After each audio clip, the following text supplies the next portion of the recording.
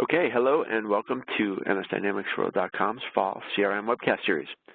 I'm Jason Gumpert, and today we are joined by Barry Gibbons, Director of Product Management for CRM at Avanade. Barry is a Dynamics CRM veteran and has presented to our audience many times now on a range of great topics, so it's really nice to have him back. We invite you to add your feedback and ask questions today during Barry's presentation. You can use the Q&A block that you will see in the webcast session here on the lower right. And we welcome your questions. You can also use the chat if you have something to discuss. So without further delay, please allow me to help get the webcast started by introducing Barry Gibbons. Barry. Great. Thanks, Jason. And I just wanted to confirm that I did come out of mute, if everyone can hear me, or if you can hear me, Jason, if you could give me a shout. Yeah, we do. All right, that's great, thanks. Well, thanks for the introduction. I'm going to go ahead and share my slides here directly from my desktop. And they should be coming up any moment now. Great. And as Jason said, my name is Barry Gibbons. I'm a solution architect, director at Avanade. Avanade is a global systems integrator. We actually build out solutions across all of Microsoft's products. The company is quite large, growing to about $2.5 billion in revenue this last fiscal year, which we just closed out, and have about 25,000 employees globally in our CRM business, somewhere south of 1,000, under 1,000 employees who build and implement our CRM solutions for our customers. The company, Avanade, is a joint venture between Accenture and Microsoft, so you can kind of think of us as Accenture's Microsoft delivery arm. We generally sell and implement somewhere between 10 and 15% of the Microsoft Dynamics CRM licenses, as well as I said, other types of work that we do, and ends up being pretty relevant to the conversation today about Omni-channel. I'm going to go back to our title slide here, and the topic today is around building a roadmap to Omni-channel customer engagement. And the topic's interesting. We've been talking a lot about this notion of digital customer at Avanade. We've actually got some great research that I'll share with you here in a moment around the digitization of the customer and of businesses. And we've been talking about this at Avanade for the last couple of years, and certainly more and more I'm hearing that term digital customer when I go to events and talk to other people in the industry a lot more. And because of that, I was kind of inspired to go pick up a book off of my bookshelf that's been sitting there well for a lot more years than I thought, called Being Digital by Nicholas Negroponte. Some of you might remember this book. It was pretty popular back. I had to open up the title page to see how old it was. It was actually written and published in 1995, so almost 20 years ago, just when I was getting started in this business. And the book, Nicholas Negroponte, it's really, if you picked it up today and started flipping through, you'd say, wow, it's like a long series of blog posts, and it sort of is, although it sort of predates the notion of a blog by a good 15 years. It's funny, too, the copy of the book that I have still has the Barnes & Noble sticker, price tag sticker on the front, and I haven't even been into a Barnes & Noble in years, so that shows how much more digital I've become. Interesting book, though, is kind of a look back on 20 years ago, really at the dawn of the internet, about kind of where some thinkers, and Nicholas Negroponte runs the MIT, one of the MIT's media labs, so he's something of a futurist, well regarded. And it's interesting to go back and read some of his thoughts on where we were going in terms of this digital transformation of ourselves as individuals, as consumers, and as citizens. And a lot of great insights. He had a lot of terrific insights, but of course he doesn't have any statistics on what it means to be digital. He didn't have any. He was pontificating or theorizing about where we were going. And 20 years later, we get this terrific view into what being digital looks like. And in many ways, it's very different from what he had been thinking, just because the scope and the subtleties of how our behaviors changed really couldn't have been foreseen The data that you see on the screen here is based on some research that we've done at Avanade and Accenture around buying behaviors and around the behaviors not only of consumers but of people who are engaged in business-to-business purchasing. And it's the same kind of data you've seen from Gartner, very similar data that you've seen from Gartner and other sources where we're seeing people who are buying things, spending a lot of time online doing research before they ever walk into a store, before they ever walk into a retail location or are contacted by a salesperson in say, a B2B environment. The use of mobile technology is ubiquitous now. I think we all know that. We're probably many of us checking our phones here as we're sitting on the call. It's really a deep fundamental change in how consumer behaviors, how business-to-business buying behaviors are happening.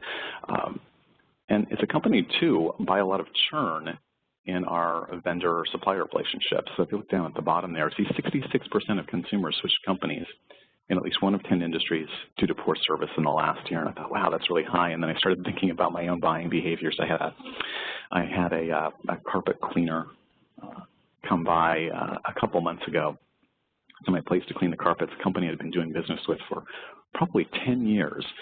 And they had called the night before with a confirmation of when they would be here to clean my carpets.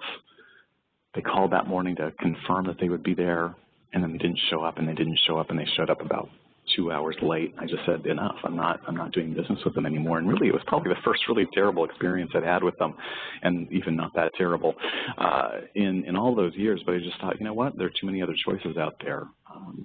I'm not going to do business with these folks anymore. And really, all that they needed to do was call me. I would have been fine if they were late. They just didn't call me to let me know they were going to be late. It was a pretty simple process that they could have managed internally to keep the relationship alive. And certainly we see that. Most people, the vast majority of people say, oh, yeah, you know, this business could have kept me as a customer if they'd just done something, apologized or been a little bit proactive about it. So we see these big changes as a result of easier access to information. And I think one of the big implications here is that all of us are buying and selling differently. And we've seen that pretty quickly in retail. And at Avanade, we've got a large AX practice, and a big part of that AX practice is around retail. And we talk about this omni-channel in retail, where this notion of omni-channel has been around for a long time, this idea that you have home and in-store experiences, service experiences, digitized store experiences like point-of-sale systems, for example. It's a large part of that digital experience, a digital retail experience. And the notion of omni-channel, I'll give you some examples of omni-channel in retail as we go through the session this morning. One of those clear examples, though, is that I can go in and you see 24/7 shopping as a key thing. E-commerce, this is nothing new at all. This has been around since the dawn of the internet, where I can go online at any time and make a purchase. What's a little different from that experience, though, is that we're seeing this ability to transact across channels. So I can go in, and I'll call out Nordstrom as a great example. It's a local to me, Seattle company that's really a national brand in North America. You can go onto Nordstrom, you can purchase something on the Nordstrom.com website, and then go pick it up in store and have the product waiting for you, packaged up and ready to go. It's a great omni-channel and multi-channel experience where the e-commerce experience is really augmented by and improved by my ability to go step into a store locally. Likewise, another one of our customers is Mattress Firm. It's a company that sells mattresses, as you might imagine. It's the kind of thing that you would normally want to go into a store to purchase. For them, they came to us and wanted to build out an e-commerce site, and so they built out an e-commerce site that we helped them put together. It's a nice site. You can go up there, you can transact, you can buy a mattress. But of course, Mattress Firm is a pretty big retailer. They actually have about 1,300 stores through North America, and that's a big advantage for them. It's a big presence for them. It's a big cost for them as well. And they understand, too, that people really want to touch the mattress. They want to lie down on the mattress. They want to feel the mattress before they buy it. They're not necessarily going online to purchase. And so a big part of that website that we put together for them was helping people make those purchase decisions. We talked about that 80-some% of people who are going online to do some research. It's really about letting people go online, do that research before they went into a store, and then easily find a store where they could buy that mattress, where one was available and in stock, so that they didn't have to go down to the store and be disappointed that the mattress that they had researched that they wanted wasn't available. So that was really about creating an omni-channel experience for them as well, one that really ties together an e-commerce presence with a store presence and really making those two things seamless and easy to move back and forth across. Now, we talk about that in terms of retail, but today I'm not going to be talking necessarily about retail and just about retail, because I think one of the big changes that we're seeing is that these buying behaviors really are transcending retail, and they're going into many other industries. We see this in places like financial services or insurance. Financial services and retail banking is a great example of a place where you can be online, apply for a loan online, but eventually have to end up at a bank to physically sign papers or to hand some papers off to a loan officer so that they can verify income and that sort of thing. So these types of experiences really are moving well outside of retail, and they're also setting a high set of expectations. If we come back to the slide that's up on the screen right now, this notion of 24/7 access to information is a given. Access to your information and your materials as a business are expected via mobile. The ability to be able to provide insightful customer support is extraordinarily high. Again, if you go to the Nordstrom experience and that shopping experience they have, it's a terrific experience that works well online as well as in the store. And those companies who are doing a great job are really setting the expectations and setting the bar for everyone else. I talked about my experience with my carpet cleaner. Everybody has had these folks show up late. The cable companies always show up late to do a fix or an install of your cable. The carpet cleaners show up late. The appliance repairman shows up late. When everybody's doing it, it's no big deal when somebody does it. But when the bar increases, when people start showing up on time, or at least are being proactive and implementing systems that allow them to be proactive about being on time, as one example, the bar gets set that everybody has to be on time. And so I think that's what we're seeing across industry, is that the bar is being set very high by retailers, but by other industries as well. So I wanted to talk today about how you can bring that either to your customers, that omni-channel experience to your customers, or if you're a CRM implementer, if you're a systems integrator like Avanade, a model for how to implement these kinds of omni-channel experiences for your customers. And in order to do that, I really wanted to think about something of a model, and a maturity model for how you get there, because we look at a lot of these omni-channel experiences, and we'll talk, give you some more details about what these look like later on, some more detailed examples. But they're actually pretty complex. They're technically complex, and they're complex in a business sense. And it seemed to me that anybody who really wants to implement something like the Nordstrom pick and pack example, where I pick online and then I go into the store and it's packaged up and ready for me to take out, that's a somewhat simple example, but there are many more examples that get more complex very quickly. And I thought, well, we really need to understand how do we get somebody, an organization, from having no customer system of record, no customer record system, to a place where they're really able to orchestrate interactions across channels. And so we started looking at the companies that we've done business with, both in our retail practice with AX as well as our CRM practice, and broke it down into 4 stages. And the first was really, not surprisingly, just this first stage where we're able to evaluate the channels that someone is interacting with an organization on.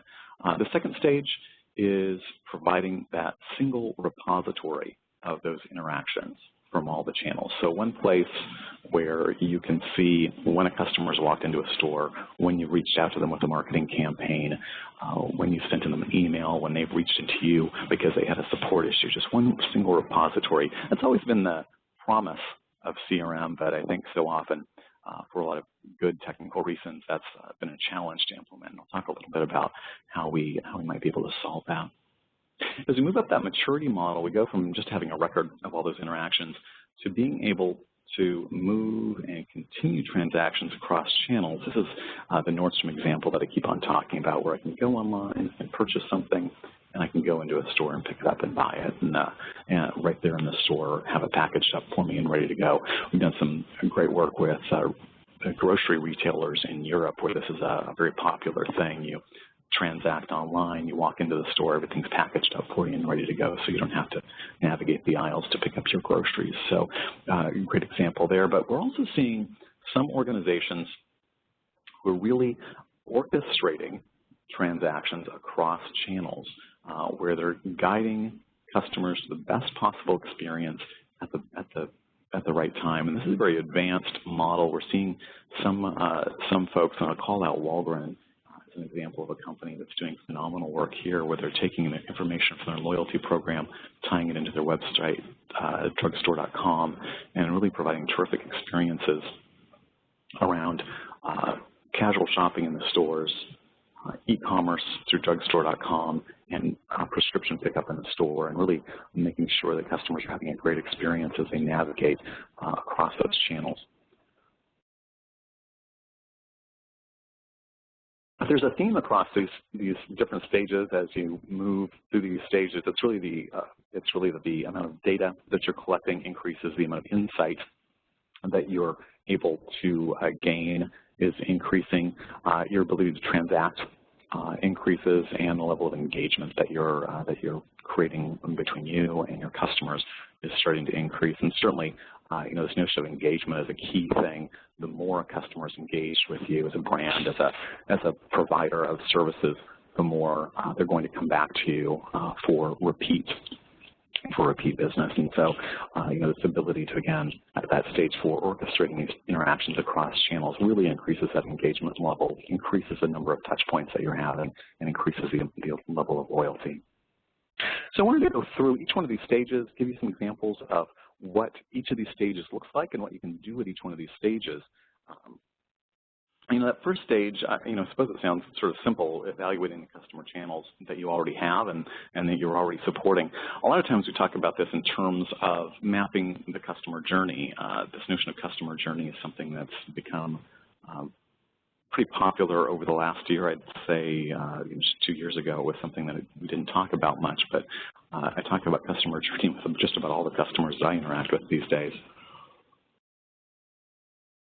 And the diagram that you see down below is sort of an example of a customer journey. And I think one of the things that we do with our customers is work with them on something like an innovation day, where we can sit down and work with them around identifying where they're having interactions with their customers. Those managed interactions, maybe in a store or something that's controlled by or managed by the business, and places where they're unmanaged, places where customers interact with that brand in a way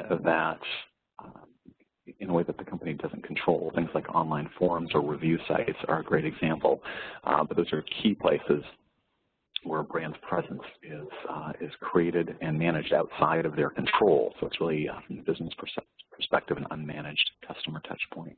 So really identifying all of these places and then understanding the path that a customer takes from each one of those touch points to the next, as they move from being a customer from being a prospect to being a customer, transacting and doing business, seeking support, and then going on to repurchase again.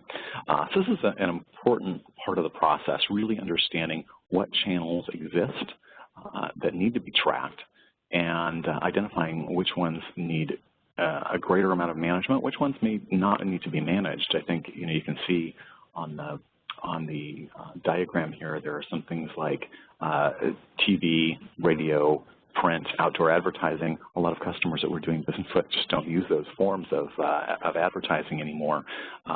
And so, identifying where an organization thinks its customers are coming from and where it thinks its managed touch points are, and then shifting that mix to one that really matches where its customers are is really important.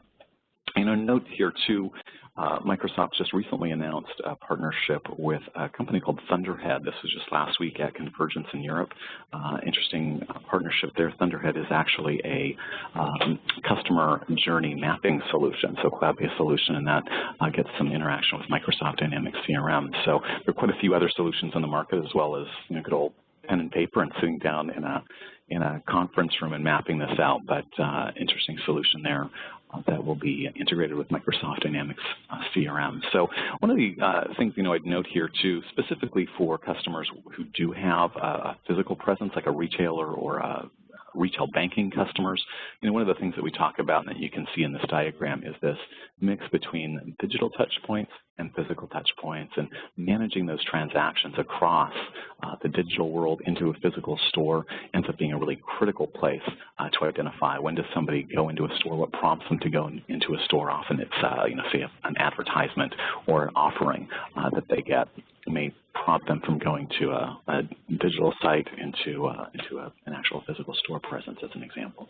So this is really the first part of the journey. It doesn't involve Microsoft Dynamics CRM at all, and doesn't necessarily have to involve any technology, but an important part of the process here is understanding that. And once this is done, you really can go on to the next stage here, which is this stage of developing a single repository of those interactions. So once you've identified all of these places where you have these touch points, you can then have a repository for those inside of Microsoft Dynamics CRM. So we say determine those key customer journey steps, develop an activity library in CRM. I still sort of laugh every time I bring up a default out of the box or out of the cloud instance of Microsoft Dynamics CRM, because it's got that list of activity types in there, like faxes, for example.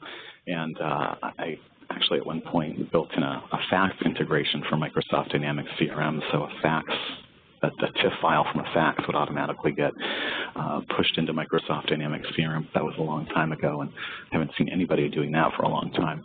But having that activity library that actually has some relevant activities of places where you're interacting with customers, website visits, for example, or social media interactions.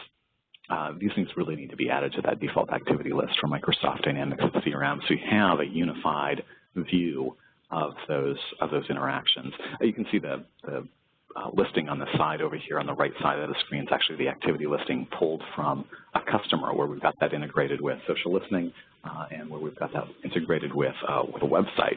So a website visit, the customer's website visits end up getting pushed into Microsoft Dynamics CRM. The other thing here, of course, is creating a strategy and a model for aggregating those things. You mentioned website visits. It's an interesting thing. A website visit is very different from a phone call. So if the customer calls you, you can automatically, using computer telephony integration, create that phone call record inside of CRM. You can see there was an inbound call. You can see who the call was from, and you can have a customer service rep or a salesperson take some notes on that. That's terrific. It's something of an atomic sort of transaction interaction that you have with that customer. But if it's something like a web visit, a customer comes to a website and they may browse around on the website for 10, 15, 30 minutes. You don't necessarily want to track all of those items in CRM, so there really needs to be a model whereby you can move those types of interactions into CRM without ending up with a giant amount of sometimes useless data inside of Microsoft Dynamics CRM. So we've come up at Avanade, a typical architecture that we'll recommend for this is to have certainly that single repository of interactions in Microsoft Dynamics CRM, some of which come in a manual way. So you might have an individual here who is manually entering in the fact that they had a phone call, or you might have a customer who checks in on a tablet. I'll talk about this scenario a little bit later, who checks in on a tablet, and maybe that check-in, that store check-in gets recorded directly in Microsoft Dynamics CRM.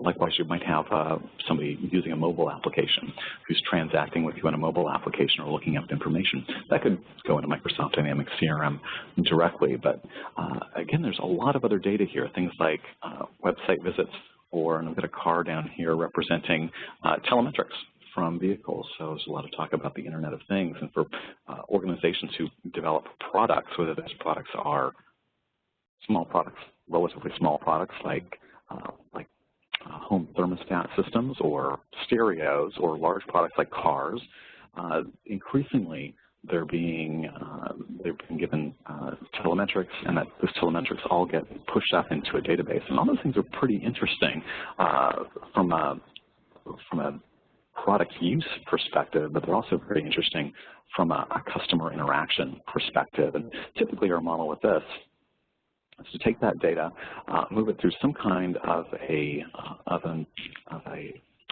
service bus, and our service bus of choice is typically Windows Azure. And Windows Azure actually has a new capability called event hubs that are actually perfect for Internet of Things scenarios, or scenarios where you're really dealing with a massive amount of data, the kind of data that you might gather from telemetrics from a device or from, say, a mobile application that's providing telemetrics on which features and functions within that mobile application are being used, or the web traffic visit from an individual customer.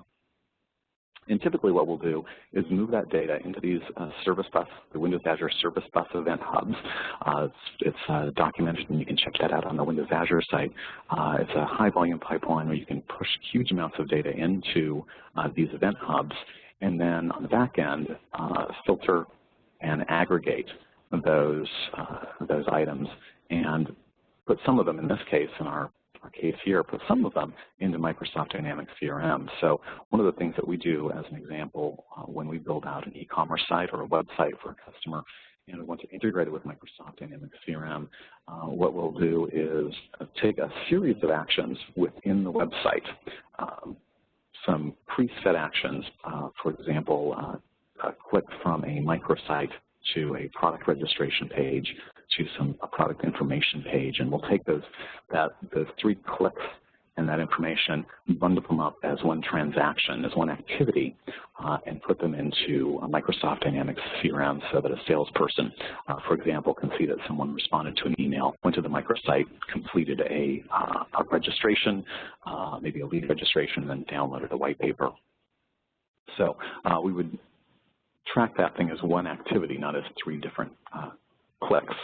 So that type of information ends up being really highly relevant to CSRs who may want to see if someone has searched for a knowledge base article, or for a salesperson who wants to see what type of information a client has been searching for and what type of information they've downloaded before they contact them.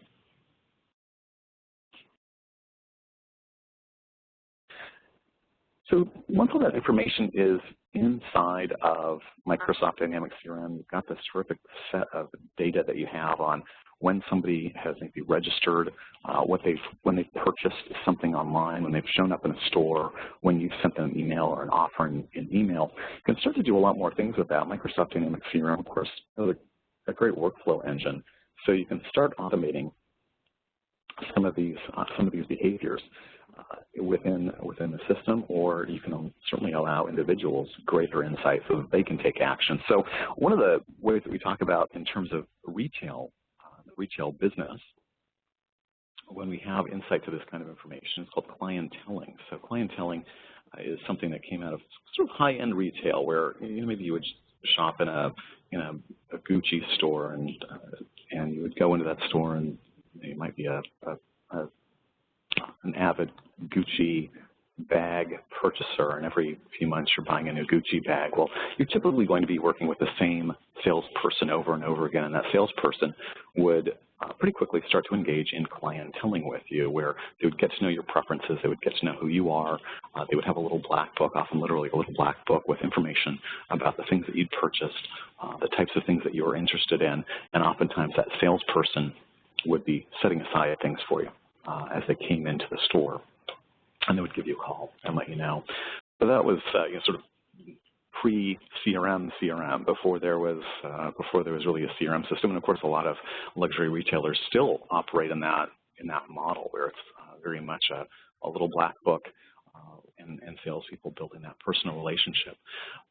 One of the great advantages that we have in building out this omni-channel model, though, is that we really take the ability to clientele and bring it to a much larger scale. No longer do you have to have a fleet, an army of salespeople with those little black books. You can actually keep all of that information, all of that preference information, all of that interaction and transaction information in a system that allows you to manage those interactions still in a personal way, but in a much broader way. So this example here, which many of you probably are already reading, as an example relevant to a customer of ours. So, I'll start out over here on the left side, as we do with the orange dots, and give you an example here of how this clientele can work when you've got this type of deep omni-channel data. So, we start here with a consumer, a guy named Mike, and he's got a motorcycle. He's purchased a motorcycle, and he has already owned this bike. He probably bought it secondhand. It's a used bike. But he goes online and he wants a new set of saddlebags for his motorcycle. And so he goes onto the vendor's site, buys some saddlebags for his bike, and of course creates a profile in the meantime. So he's built out this profile for himself online. And while he's there on the site, he creates a wish list of items, other things that he wants to trick his bike out with. And so it's kind of fun, and he leaves it, and sometime later decides to go out for a road trip on his bike, as he likes to do, but his bike breaks down. It's an older bike. It probably needs a lot of repair from time to time. His bike breaks down on the road. He's kind of upset about it. He whips out his mobile phone and makes a tweet to the bike dealer, Ultiva Motors in this case, about the breakdown. And after he gets his frustration out, he gives a phone call to the nearest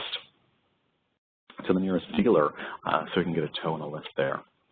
Now, in the meantime, Dave, down here on the blue dots, Dave's working at the dealership, and he gets an alert via social listening within his Microsoft Dynamics CRM that Mike, a registered Ultiva Motors customer, has had a breakdown in his area.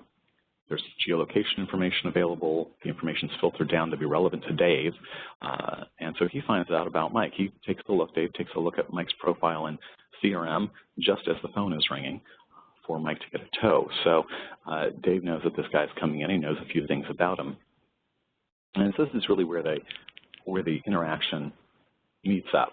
So while Mike, our disappointed road trip bike rider here, is waiting for some repairs, Dave's taking a look at his purchase history, taking a look at his wish list that he created online, and says, you know what, I'm authorized to give this guy one of the items off of his wish list at a certain price. I'm going to give that to him just for his trouble, and he's already bought his bike, and the repairs are going to cost enough that it's going to authorize a comp like this. So that's great.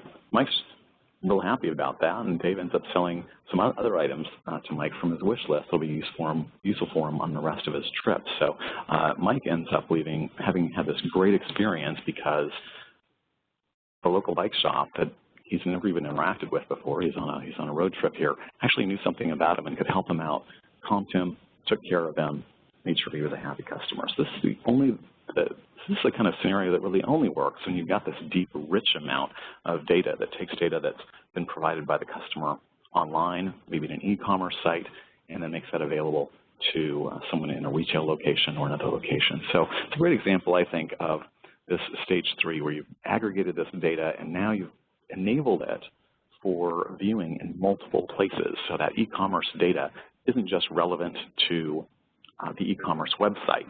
So Mike here, when he goes on to the Ultiva Motors websites and just seeing his list of wish list items there, he's able to go into a store, work with a salesperson, and that salesperson also knows what he would like. So great example, again, of where we can go and we can transact across these channels and provide a great experience.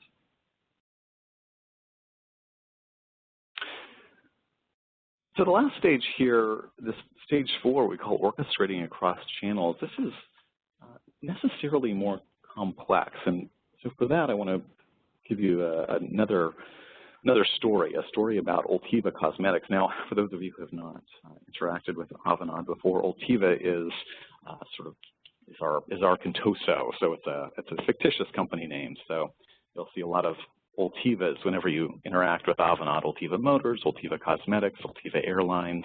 It's either a very large company or a very fictitious one, and I'll cop to it being the latter there, being a fictitious company.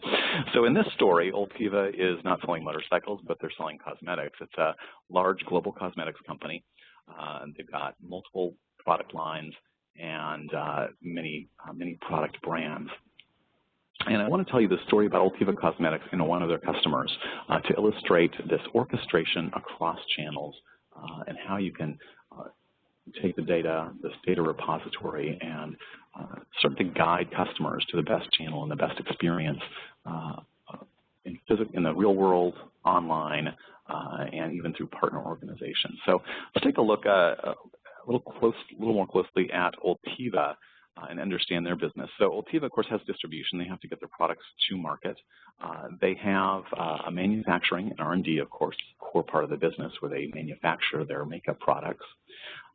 They have advertising and PR, an important part of their business. They do magazine advertisements. They do product placement on television shows and at events.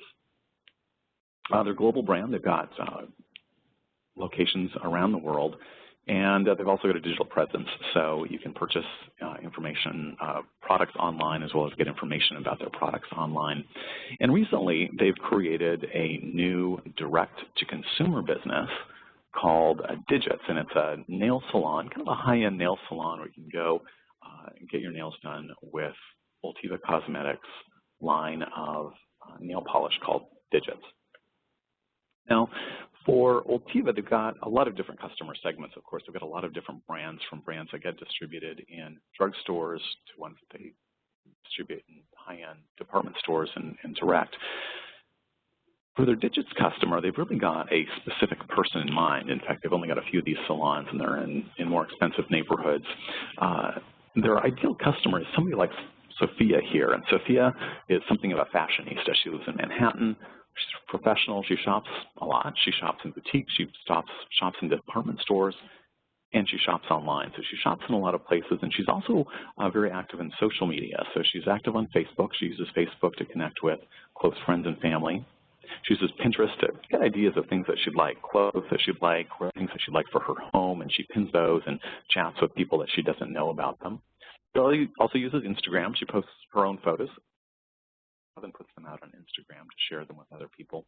And she uses Twitter to connect with a larger group of people that she doesn't necessarily know, like celebrities, but that she kind of wants to follow what they're doing, what they're saying, and what they're pointing to. So, a broader circle of people than she would interact with on Facebook. So this is a customer that Ultiva Cosmetics is really interested in, but they don't know her.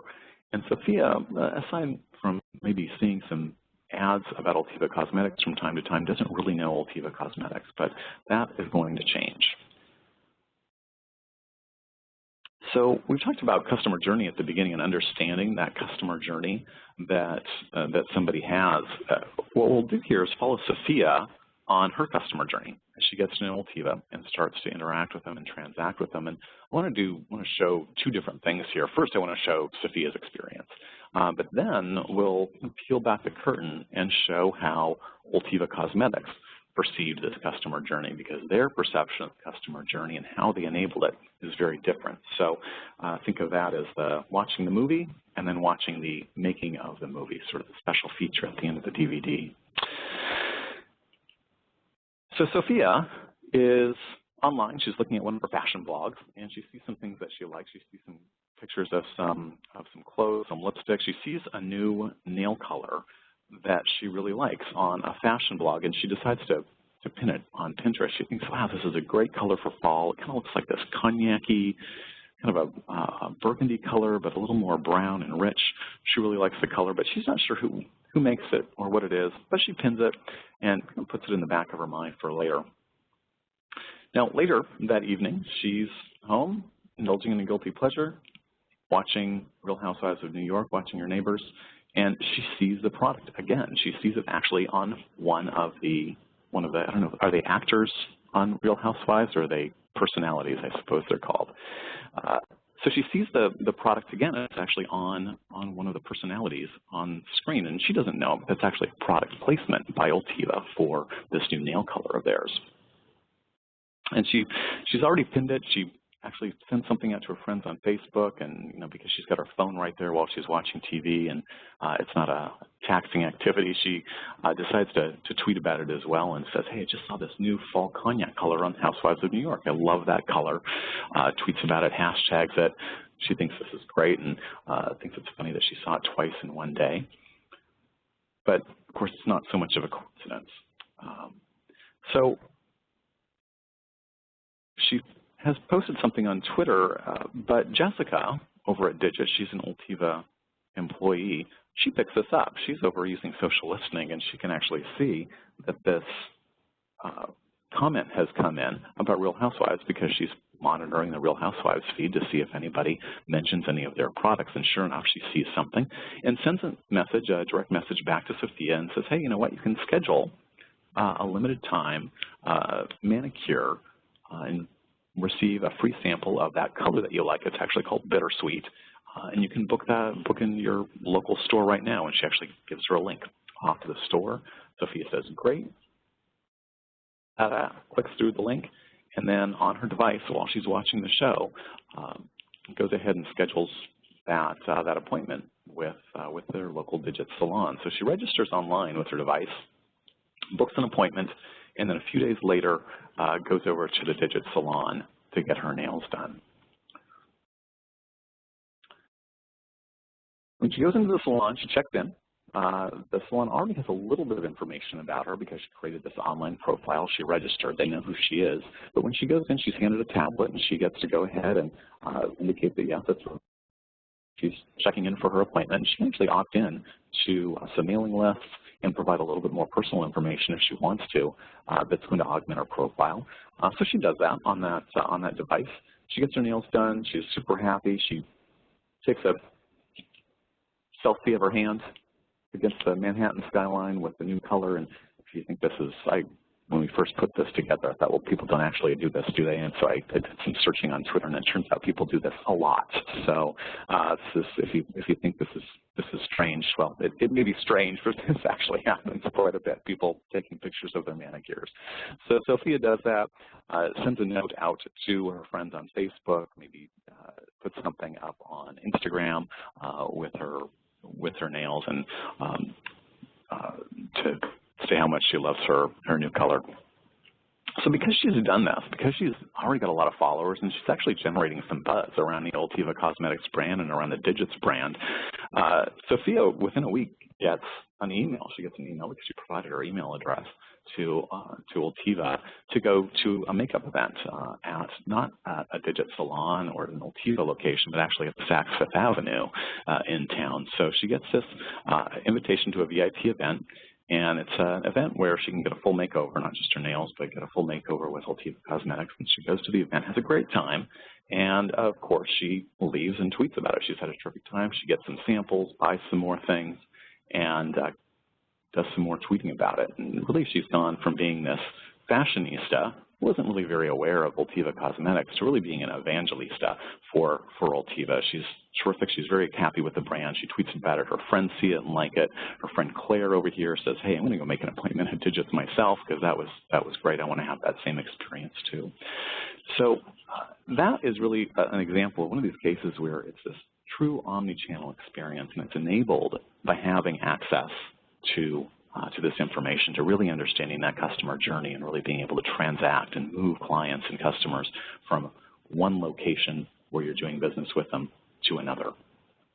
So I promised I would show you how this all happened, because anybody can come up with a story, but this is actually possible to do, and it's actually not such a challenge to understand how we do that. And so to do that, at Avanade, typically when we enable this type of customer journey and this type of omni-channel experience, we bring together a few different things.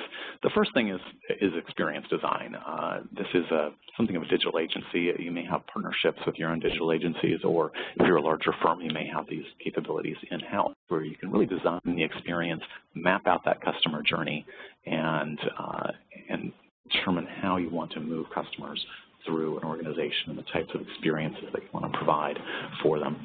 Dynamics CRM, of course, is a core part of enabling a solution like this, both for having that customer master profile, that customer store, but also using a broader set of tools available from Dynamics CRM, things like Dynamics marketing tools that allow targeted email advertising and targeted email offers to be put out, as well as things like Parature for social listening and response.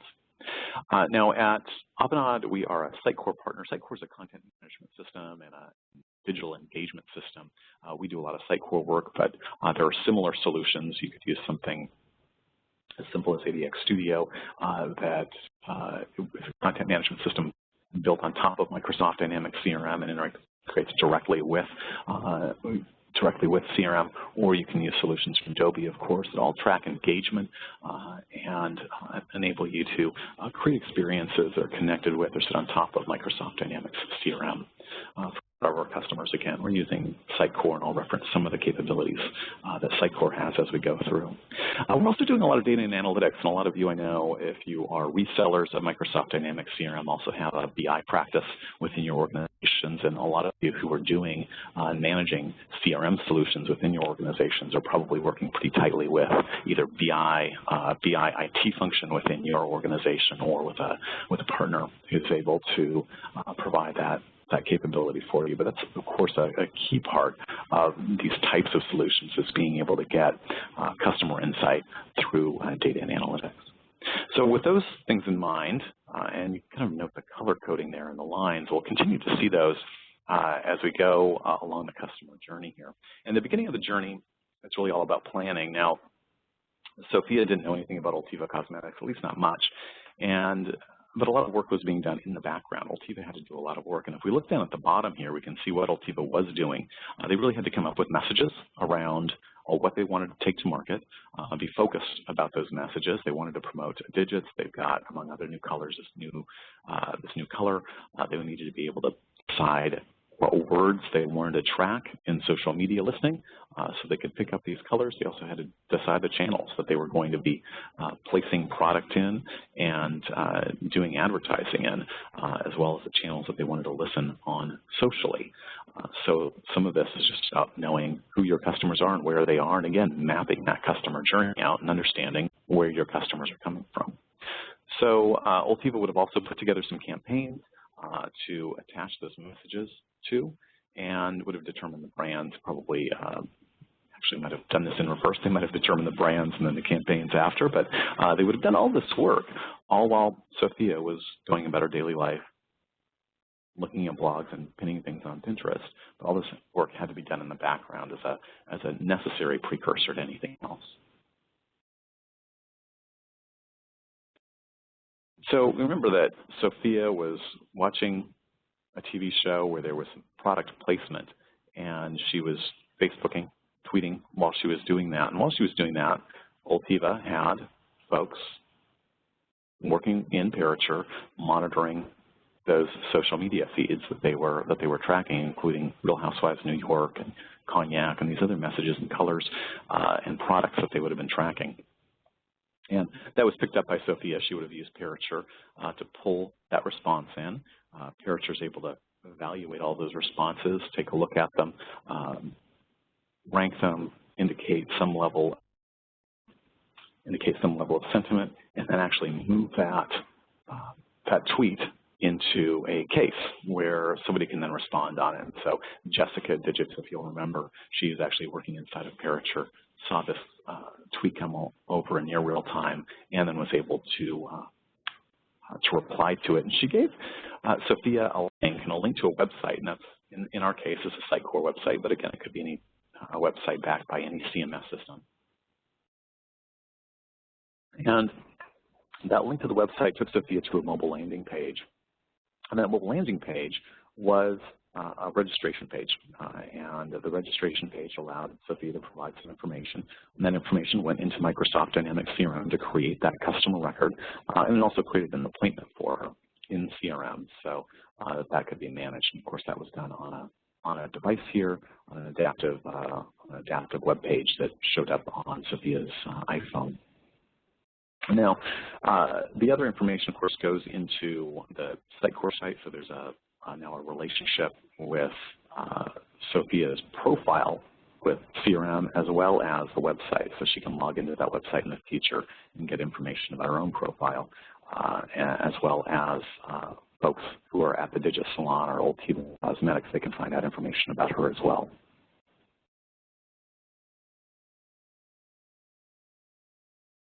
Now, I mentioned that she goes into the Digit Salon, Sophia does. She's handed a tablet when she goes in, and that is really that tablet's really just a custom front end from Microsoft Dynamics CRM that Avanade has actually done quite a few things like this, either solutions for clienteling that a salesperson in a retail outfit uses, or something that a customer interacts with directly, but basically a front end to Microsoft Dynamics CRM that shows customer profile information, allows for sign up for special offers, and allows a customer to interact directly with CRM from a physical device in a store. And that kind of mobile in-app, in-store application experience is something that can be built on top of CRM plus website and provide social opt-in and preferences. And so that's what Sophia used when she went into the salon. So likewise, when Sophia leaves the salon, Ultiva is able to track, because she's opted into social partnership with Ultiva. Ultiva is able to see what's about them, about herself, and they're able to collect that, aggregate that information into CRM, and build out a more complete profile of who Sophia is. Because of that, they're able to identify that Sophia is a high potential customer. They can cut this deep profile now in Microsoft Dynamics CRM, but they're able to do some data and analytics work to understand more accurately who Sophia is and predict what kind of customer she might be. They kind of know where she lives. Based on where she lives, they've got a lot of information about that neighborhood. They can see that she has a lot of friends and that she's quite influential. And from that, they can build out a customer segment that actually qualifies her for a higher tier of customer, even though she's only bought just a little bit, only bought basically a discount manicure from Ultiva. They've actually got a lot of information and can identify that she's actually a high potential customer. So they want to bring her in to into the fold as quickly as possible. And so they use Microsoft Dynamics Marketing, that enriched customer profile, and push out another ad or another opportunity for Sophia to come into the store, into a partner store. So really transacting across multiple channels here and come to another makeup event. So she does the event and leaves and tweets about it. Remember, she was tweeting about it. She's had a great experience. Her friend Claire said, "Hey, I'm going to make an appointment at Digits."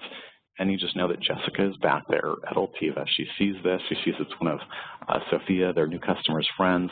And Claire is going to get that offer too. She's going to be getting that offer to go to Digits. She's going to get a link in the next few minutes, and the whole process is going to begin again.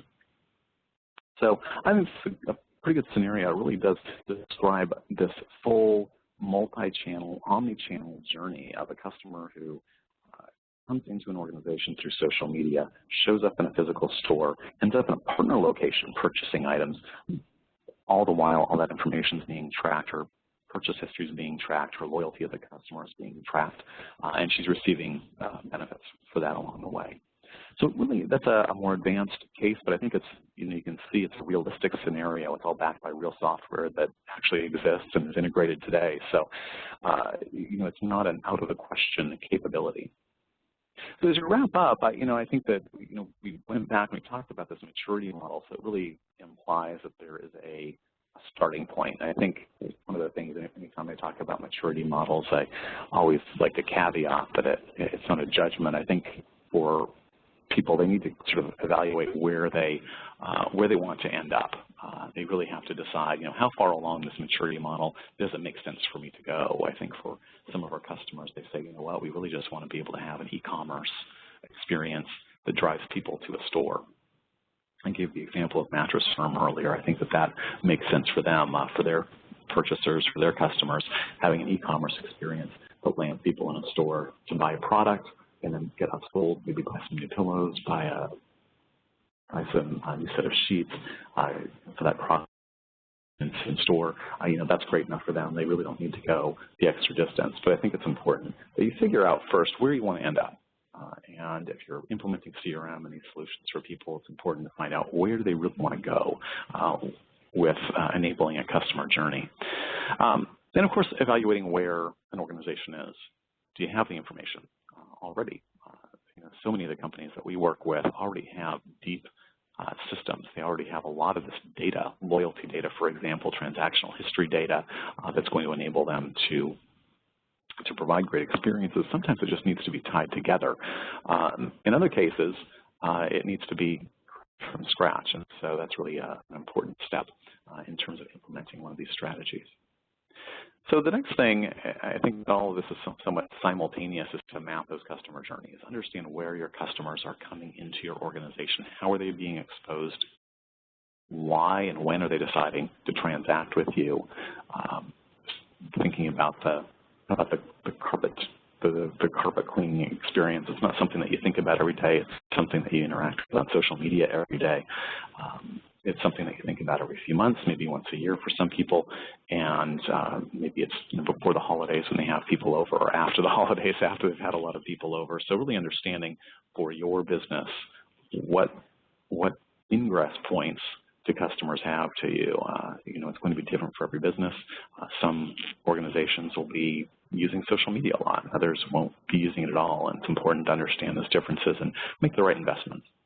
The next thing is really starting to aggregate that information on those customer touches, really understanding the types of data that you need to gather and then bringing them into CRM. In some cases, you can do that automatically. In other cases, if it's a large volume of data, you may need to do something a little more sophisticated. And I mentioned the Windows Azure Service Bus Event Hubs as a great way to get huge volumes of data into a repository where it can be evaluated, aggregated, and then placed in CRM where you can do something useful with it. And the last step, of course, is to enable those great experiences that you've mapped out on the customer journeys. And, those experiences, for me, this is the exciting thing about working for systems integrators, because we get to enable a different great experience for each one of our clients. And I think, can speak for a lot of people in the business. That's really the exciting part, is working with different companies to build out those experiences, because they're all unique, and understanding those uniqueness and enabling them is a great part of what we're doing here with So with that, I'll hand back over. I'll stop sharing, and I will hand that back over to Jason. I'm not sure if we had any questions that came through, but certainly if people have any questions, they can put them in the Q&A window. Yeah, absolutely. Thanks, Barry. Please do ask your questions. We'd love to hear some of the experiences you have been dealing with, perhaps, or some of the challenges that you are looking for solutions to. Barry, one question here about managing sort of the scale of the challenges. So getting into stage 3 and stage 4, it's quite a rich interaction. Are there any sort of scale challenges that organizations run into trying to manage initiatives at those levels? Yeah, I think so. I mentioned that we've got these, some of the organizations that we work with already have a lot of data. If you've got a company that's more than 10 years old that you're working with, or you're in a company that's more than 10 years old, you've probably already got some kind of system that's aggregating some type of data about your customers that is not in CRM. And it could be as simple as the ERP system that has transactional data in it. And I think the larger the organization, the more complex the organization, the more likely it is you have these multiple systems that you're bringing data in from. ERP systems, loyalty systems, for example, that a lot of times aren't integrated with CRM. So I think that there is a challenge there in terms of aggregating data across multiple systems within an organization. I think, to me, that's the biggest scale challenge, is how do you get this data? How do you decide which data is relevant to bring into CRM for you to act on and build that customer profile around? Is there also maybe a level of labor intensity that managing more of these channels is more labor intensive than it would have been if you were kind of just letting things go about sort of less managed, in a less managed way? Well, certainly, and I think this is why that customer journey mapping is so important. Encourage if it's one takeaway is to start for folks on the call to start thinking about customer journey and just to look into what does customer journey mapping look like. It's actually a discipline that's coming to the fore just in the last few years, and it's a great practice, I think, for those of us who work on CRM to understand how to map a customer journey, what that means and what that looks like, because it is a very specific thing, and I think it helps to know who your customers are, how they're coming into your organization, and how they transact with you over their customer lifetime with you, because it really does, I think, help an organization focus their efforts on the channels that are most important to them and their customers. Can you mention any other best practices that you have followed while implementing omni-channel or multi-channel projects? I think one of the key things is the planning. Again, the customer journey mapping is critical so that you're not just bringing in a bunch of data that you can't or won't act on. The other thing is to have a great architecture for bringing that data into CRM. And I mentioned, again, the service bus, the Azure service bus. I think understanding what pieces of data go into CRM via the point method with somebody entering data or using something like the CRM email connector to move emails into CRM. Really having a good architecture and that knowing how data is going into CRM is going to be a key practice. In my ideal world, there would be one service bus where all of the data from CRM got entered through, all this activity data got entered through, but unfortunately, as you can see from some of the scenarios, it comes from a lot of different places. Some of it gets entered directly and some not. So I think really mapping that out, documenting it well, so that there is a good understanding of the history of that data and where it came from is a key part of implementing a solution like this. All right, so for sure some exciting possibilities and some real solution architecture challenges as well. We are going to wrap it up there. I want to thank the audience for their questions today, and Barry, of course, thanks for joining us. Great. Thanks a lot, Jason. All right, thanks. We will conclude things there. Have a great day. Thanks. Bye-bye.